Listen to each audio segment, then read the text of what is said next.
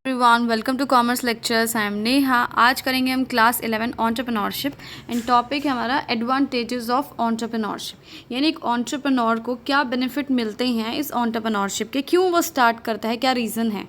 Guys, अगर ये notes हैं डिस्क्रिप्शन में लिंक मिल जाएगा, वहाँ से आप नोट्स डाउनलोड कर सकते हैं। तो सबसे पहला है एक्साइटमेंट, यानी उसको क्या बेनिफिट मिलता है कि अलग सी एक्साइटमेंट होती है, एक अलग सा एडवेंचर होता है जब एक एंटरप्रेन्योरशिप स्टार्ट की जाती है, तो एक एंटरप्राइज स्टार्ट की जाती है। तो due to high risk element in the business it becomes quite an exciting avenue. आप सभी को पता है कि कोई बिज़नेस अगर आप नया स्टार्ट करें तो उसमें बहुत ज़्यादा रिस्क इन्वॉल्व होता है, जिसकी वजह से ये बहुत ज़्यादा एडवेंचरस और एक्साइटिंग हो जाता है। और कई लोगों को कुछ नया, कुछ अलग, कुछ एक्साइटिंग करने में काफ़ी मज़ा आता है। जैसे कि एग्जांपल देखते हैं हम, स्टीव जॉब्स की अगर बात करें तो उसने एप्पल में अपनी पोजीशन छोड़ दी, ठीक है। क्यों? क्योंकि उसको एक्साइटमेंट थी कि कुछ मुझे नया सा करना है, कुछ अलग सा करना है, इसलिए उसने पिक्सल स्टार्ट किया, बट उसमें उसको बहुत ज़्यादा सक्सेस मिली। नेक्स्ट पॉइंट है ओरिजिनलिटी। देखो इसमें क्या लिखा है, entrepreneur feel that they provide something new to the society और which has not been provided before. एक एंटरप्रेन्योर जो होता है इसको हमेशा कैसा महसूस होता है कि वो सोसाइटी को कुछ नया सा, कुछ अलग सी चीज़ देने वाला है, सोसाइटी के लिए कुछ डिफरेंट सा करने वाला है, जो कि पहले कभी किसी ने नहीं किया है, पहले कभी किसी ने वो चीज़ प्रोवाइड नहीं कराई है। जैसे कि आईपॉड आए, आईपैड आए, इससे क्या होता है, उनका सेल्फ कॉन्फिडेंस काफ़ी बढ़ जाता है, इसलिए लोग जो है एंटरप्रेन्योरशिप जो है करना चाहते हैं। थर्ड पॉइंट है इंडिपेंडेंस। क्यों लोगों का मेन एम होता है कि एक एंटरप्राइज स्टार्ट करनी है, इंडिपेंडेंट बनने के लिए, फाइनेंशियली हो या वो जैसे भी हो, ठीक है।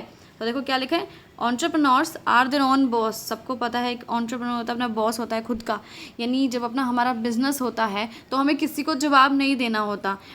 And make all important decisions themselves. और अगर कोई इंपॉर्टेंट डिसीजन लेना है तो हम खुद लेते हैं, हमें किसी को कंसल्ट नहीं करना कि बहुत सारे लोगों से पहले सलाह करनी है, अगर वो हाँ करेंगे तो ही कदम उठाना है, ऐसा नहीं। अपनी मर्जी से जो मर्जी करो, आपका बिजनेस है। An entrepreneur does not need to consult anyone. देखो वही बात लिखी हुई है कि किसी को कंसल्ट नहीं करना कोई डिसीजन लेने से पहले। तो हम इस चीज़ में इंडिपेंडेंट है भाई, जो है हमारा है, हमारी मर्जी है, हम जो मर्जी करें। नेक्स्ट है आपका गेट फुल रिवॉर्ड्स, यानी एक एंटरप्राइज अगर आप स्टार्ट कर रहे हो तो उसके सारे रिवॉर्ड्स, अगर उसमें कुछ फ़ायदा हो रहा है तो सारा सब कुछ आपका ही है। In entrepreneurship the success of business is enjoyed by the entrepreneur himself. इसमें क्या होता है, अगर बिजनेस सक्सेस करता है तो सारा सक्सेस कौन लेता है, एंटरप्रेन्योर को ही मिलता है। सारा बेनिफिट जो है, सारी तारीफ या जो भी चीज़ है वो सारी एंटरप्रेन्योर को ही मिलती है, क्योंकि वो उसी का बिजनेस है, उसी ने स्टार्ट किया है। Because it does not share profit as anyone, ठीक है।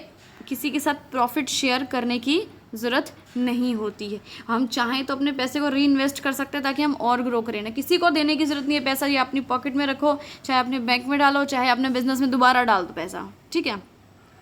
नेक्स्ट है फ्रीडम।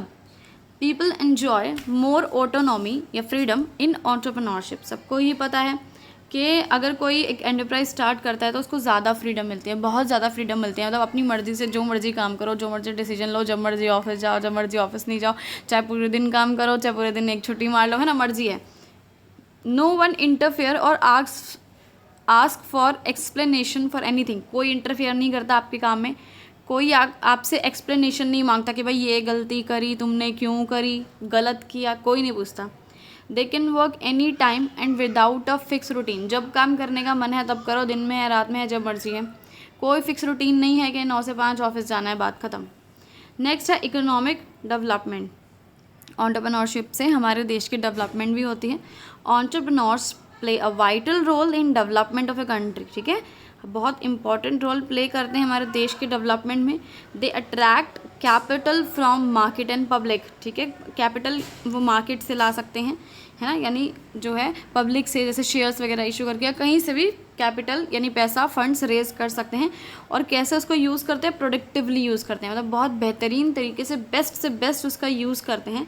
और क्या करते हैं, creates wealth in the economy, हमारी इकॉनमी में एसेट्स बढ़ाते हैं, ठीक है, उसे यूज़ करके हमारी इकॉनमी की वेल्थ बढ़ाते हैं।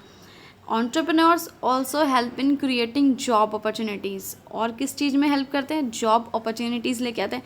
क्योंकि भाई अगर कोई नया बिजनेस स्टार्ट हुआ है तो एक अकेला बंदा तो उसे मैनेज करेगा नहीं, कई सारे लोगों की ज़रूरत होगी, एम्प्लॉयज़ की ज़रूरत होगी। तो जब नौकरियां तो निकलेंगी ही उनसे, है ना। And helps in solving the problem of unemployment. तो अनएम्प्लॉयमेंट की प्रॉब्लम भी इससे सॉल्व होती है, क्योंकि एंटरप्राइज खुलेगी, जॉब अपॉर्चुनिटीज़ होगी, लोगों को जॉब मिलेगी, अनएम्प्लॉयमेंट की प्रॉब्लम दूर होगी। And raise the standard of living of people, लोगों का स्टैंडर्ड ऑफ लिविंग बढ़ेगा। क्यों? अगर वो नौकरियां करेंगे, उनको इनकम मिलेगी, पैसा मिलेगा, पैसा मिलेंगे तो पैसा अपने ऊपर खर्चेंगे, एक अच्छी लाइफ जिएंगे ना, इसलिए टॉपिक खत्म हुआ।